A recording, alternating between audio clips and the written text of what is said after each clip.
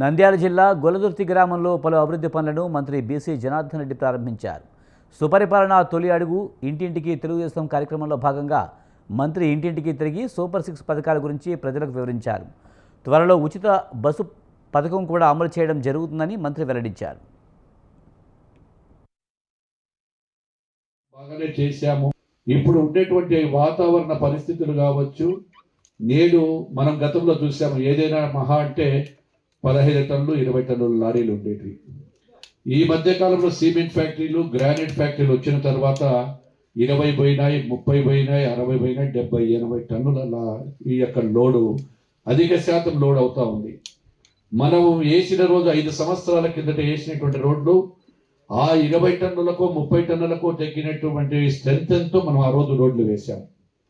ఆ రోడ్లు వేసిన తర్వాత పరిశ్రమలు కావచ్చు, లేకుంటే ఈ యొక్క గ్రానైట్ కావచ్చు, ఈ పెద్ద లారీలు లోడ్ ఎక్కువ ఎత్తుకుపోయే లారీలు, ఎందుకంటే వాళ్ళు లారీలకు లోడ్ ఎక్కువ ఎత్తుకోకపోతే ట్రాన్స్పోర్ట్లో వాళ్ళకి అదనంగా మిగులుతుందనేటువంటి ఉద్దేశంతో ఈ లారీలు వచ్చిన తర్వాత ఆ వాళ్ళందరూ వచ్చిన తర్వాత రోడ్డు కూడా ఆ యొక్క వెయిట్కు తట్టుకోలేక, అంటే మనం ఏ రోజైతే ఇక్కడ ఉండేటువంటి పద్ధతిలో అక్కడ ఉండే పద్ధతిలో మనం వేయడం జరిగింది.